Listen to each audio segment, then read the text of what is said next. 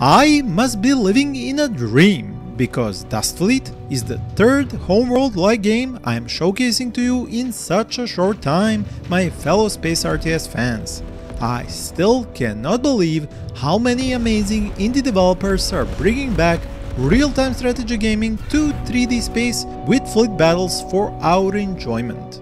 I have mentioned Dust Fleet multiple times before in my lists of upcoming games, but now it is finally here. Well, in demo form to be exact, but it is still a joy to play and show it off to you regardless. Please use the opportunity and the link in the description to play it for yourself on Steam. Orbiting Disco is basically just one solo developer who is making this game with a bit of help in the music and character art departments, and this is basically the same story as with the development of previous Space RTS games I talked about, like Soil and Ephemeris. Now, Dust Fleet is more like Ephemeris because it also has the strategic 4X layer on top of the real-time space fleet battles, while it has the same combat overview like Soil, which is obviously inspired by the Homeworld's sensor mode.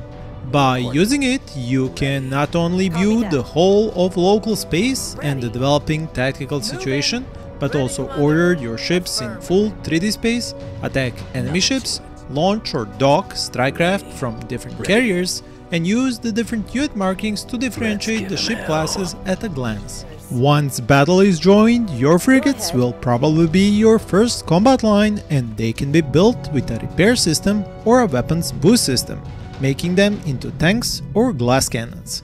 There are bombardment cruisers armed with missiles, which have mini nukes as their payload, and while being very powerful ships, they can also do a lot of friendly fire damage as missiles hit your ships or the blast radius obliterates your entire strikecraft wings.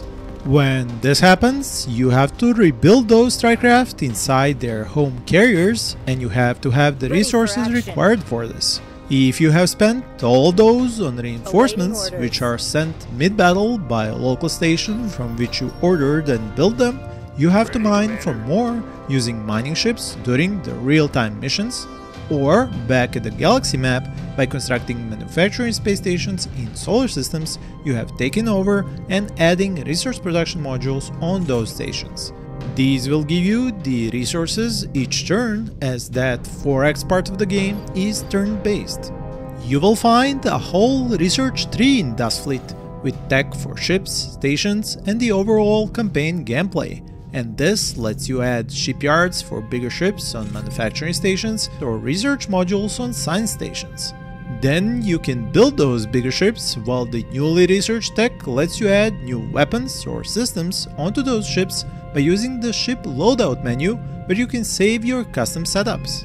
This is a very welcome feature in a Homeworld-like game, and it gives you much more room to experiment and create more versatile ships for different roles, without having many different ships in the game itself. Right now, you can only play the prelude and enjoy the first few conquests of solar systems, battle against an enemy faction which has its own unique ships, and call in bomber strikes from stations which are in the solar systems connected by wormholes to the one you're currently battling in.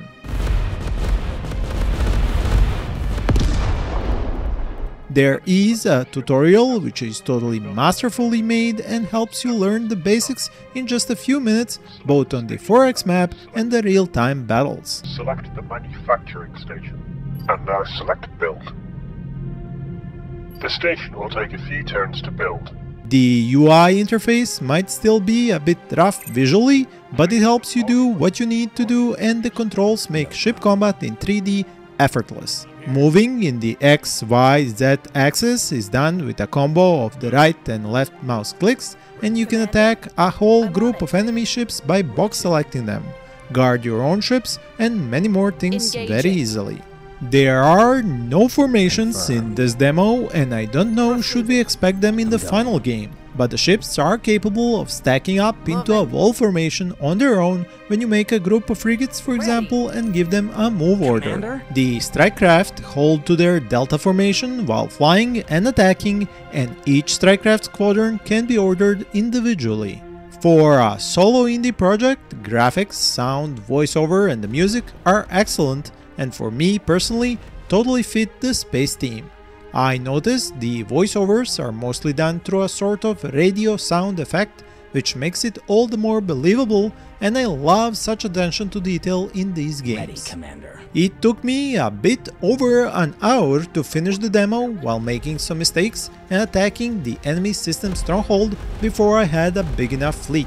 The only issue I noticed is that smaller missions end too fast for you to be able to use the resource collectors and get some resources during the mission, so it isn't worth taking them to those missions at all.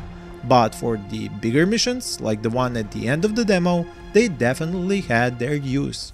Once again, I must say that all these new indie space 4X and RTS hybrids are blowing my mind, and in the same year, we are hopefully to play Homeworld 3 no less.